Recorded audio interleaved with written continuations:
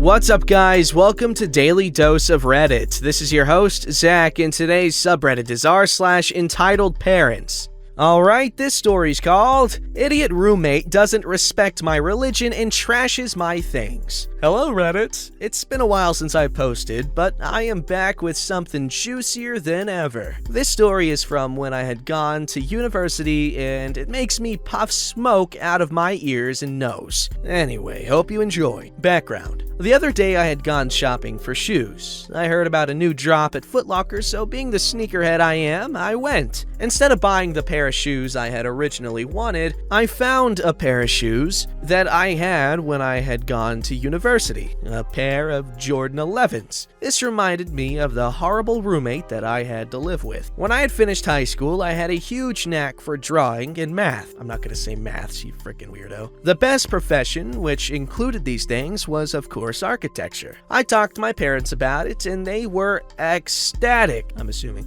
So we looked for a good university and what my housing arrangement could be. I ended up going to university, which was about 2 hours away from where my parents and I live, which was really lucky. I found an apartment which I would be sharing with 3 other dudes, and I moved out. I brought a couple of things with me, however. This is a good time to mention I was Muslim and proud. Assalamu alaikum, brother. The place I was going to be living at was with 3 other white guys, so I knew I had to be careful. Being Muslim, it is strictly forbidden to eat anything that wasn't halal. Okay, I'll take it easy. Now, halal food is a majority of things. Vegetables, fish, spices, etc. But the one thing you cannot have is pork, okay, good, or meat that hasn't been prepared in a halal way. I'm a little more lenient with that. So a couple of things I had brought with me were some dishes, cutlery, and a frying pan. This is because if a surface has been touched by something not halal, haram, it is not ethical to eat from it. So I made sure to do this, or rather my mom did. I also brought clothes, shoes, and devices. When I moved in with the other 3 dudes, they were so amazing and understanding. I can't stress how nice they were. They helped me set up, and they understood everything I told them. So we went along with studying, and the only minor issue any of us had was how there was a spare room, but we couldn't use it. This was in case someone else wanted to move in. We had made agreements on who cooked food on what days. I would make my own food every day because I didn't feel comfortable eating their stuff, but I cooked for everyone when it came around to my turn because 1, they loved my food, my mom's recipes, and 2, it would be extremely petty not to. Now that I've told you all of the necessary things, time for the entitled bit. One day, our landlord calls to tell us that a new person would be moving in with us and that he would live in the spare room. A couple of us had started putting stuff in there as our rooms were quite small, so we had to move it. He came the next day with his parents to check out the apartment. Words can't describe how stuck up he was. He came with his nose high and his mom behind him. They had the "I'm better than you" look and glared us down. It was a sickening sight. The very first thing he did was tell us how he wanted things to be, which, I mean, fair enough, but then it started getting out of hand. He said the bathroom was his from 8 o'clock to 9 o'clock so he could get ready for school. He said he didn't want us to cook anything with lamb because he didn't like it. He thought he also had the power to ban spices and a whole bunch of other things. I could see the look on everyone's faces. Like, is this guy okay? The best bit was he was dead serious. He left thinking he had all the power and was going to move in next week. After they left, me and my friends started bawling our heads off at how stuck up he was and how he expected us to do that. The dreaded day came when he moved in. We told him some of our requirements for him, and he blew up. How could we expect for him to cook dinner once a week and that he couldn't have the bathroom all to himself? He was such a little turd. When I told him if he thought our rules were bad, he could just move out. The real kicker came when I told him I was Muslim. I can't remember all the slurs that were tossed at me for the next few months, but they included terrorist, bomber, how I was ruining the world, and how he always called me different things like Arab, Afghani, and Iraqi. I'm not sure he used my real name once. The worst bit was he decided to break every possible rule that I had told him. A couple of weeks had passed and his petty acts kept up. He would always run to the bathroom when I had to go, and he would leave it filthy for me. piss all over the seat, toilet paper everywhere, and just made it unusable. We complained about him so much, but the landlord wouldn't do anything. All of this stuff was manageable to a certain extent, but he decided to use my not speaking up against me. One morning, I woke up to the smell of bacon. No surprise, my roommates love it, and I didn't mind. I went into the kitchen to make myself some breakfast when I realized who was cooking. The entitled little turd. This was the first time I'd even seen him cooking. I walk over to grab a bowl of cereal when I realize what he was cooking with. My frying pan. I freak out. I grab him by the arm and pull him away. "What the hell are you doing?" I scream. "Making breakfast," he said, with the biggest poo-eating grin imaginable. I felt like grabbing the saucepan and hitting him over the head with it. I take the saucepan and throw it in the sink with bacon flying everywhere. He looks at me with a smile and walks off. I go to my room and just sit there. I call the landlord and report him, but he says he's only been there for 3 weeks and didn't know. I just hang up. A couple of days pass and I'm still fuming. He did his petty toilet peeing act again as a cherry on top, but I wasn't having it. When he got out, I grabbed his shirt and threw him at the wall. I yelled at him to do it again and see what happened. He laughed at me, saying that I was too scared to do it and that I didn't have the guts. I really didn't, but I wanted him to know that I wasn't having it. His next act became stealing my clothes. I would walk into the living room to realize that he was wearing one of my shirts and hoodies or shoes. I would make him take them off, but I didn't even feel like taking them back. I warned him the next time he did it, he would be sorry, but laughed again and said, "What would I do?" The tension between us only grew, and my roommate started getting worried because the next small petty thing I did, I would make sure would end up with him in the hospital. A few months passed without incident. He still sometimes slipped on clothes, as mine were nearly all name brand, but he would take it off instantly when he saw me. He wore quite old,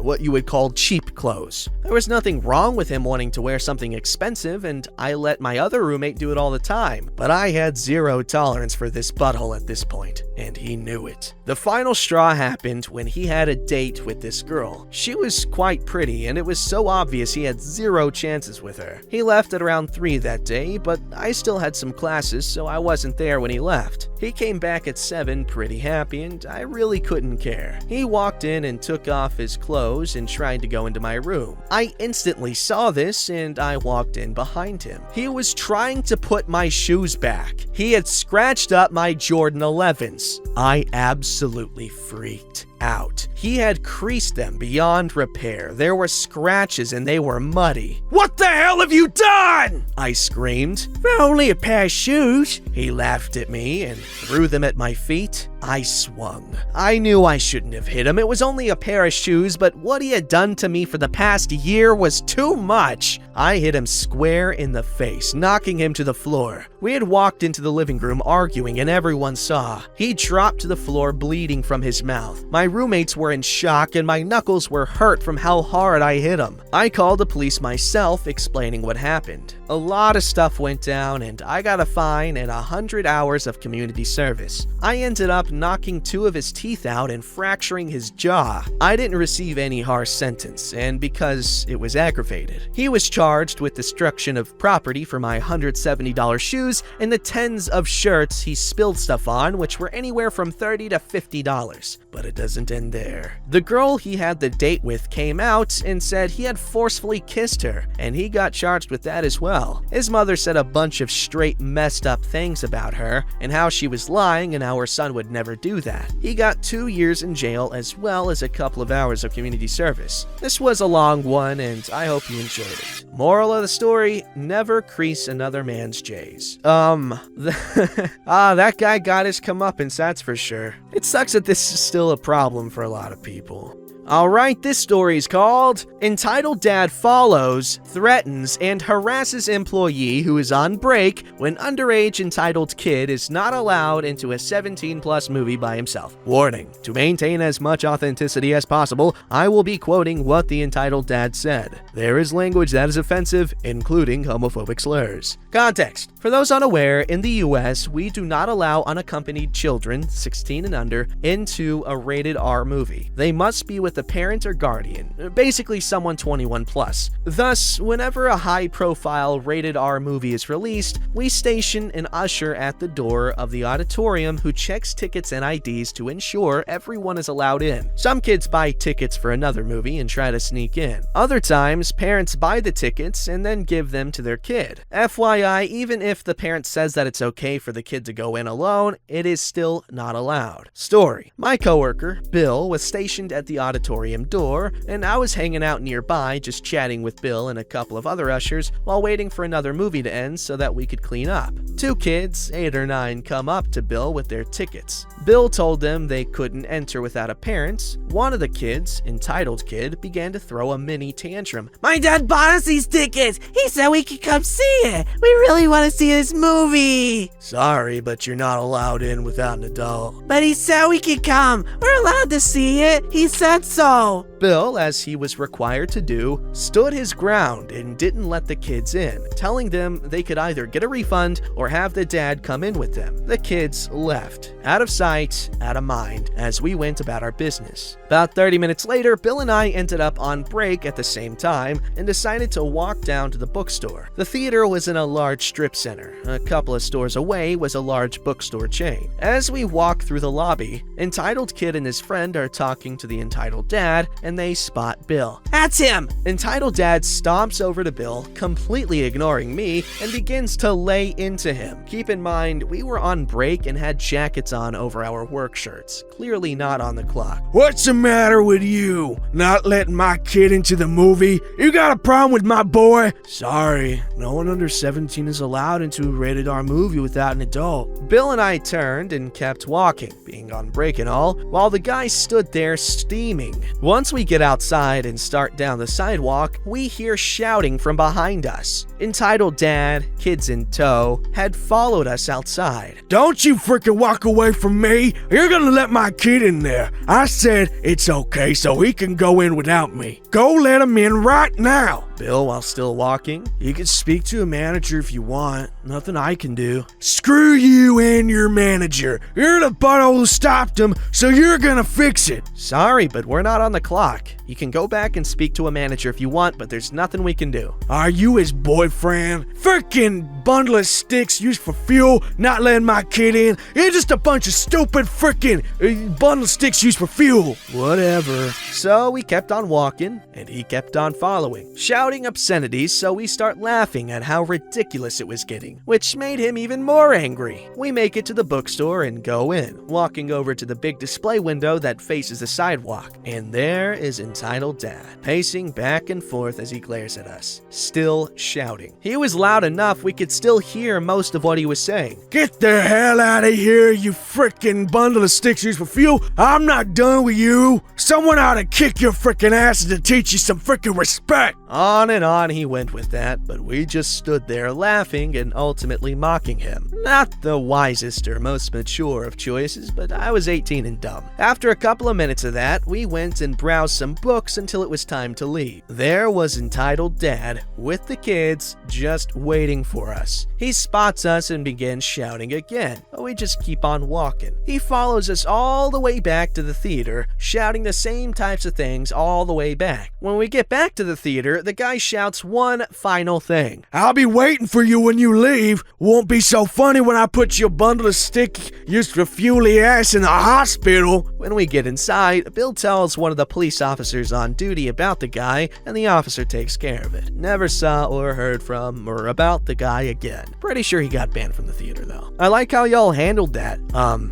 Because it's pretty funny when people blow up over nothing, but now we know where the kid gets his tantruming from.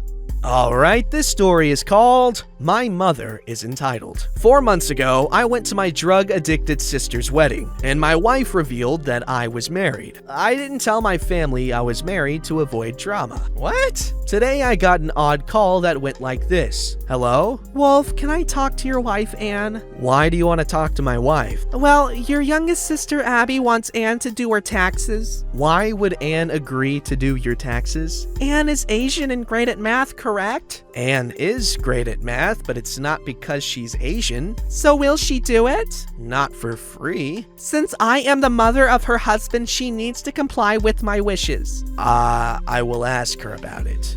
Unplugs landline phone. Okay, now it makes sense why you might have hid the fact that you were married, but might not have been the best choice. You know, get rid of all this stupid stuff in the beginning. But then again, if it's incessant stupid stuff and you would know if it would be like that more than I would, then I can understand keeping it from your family.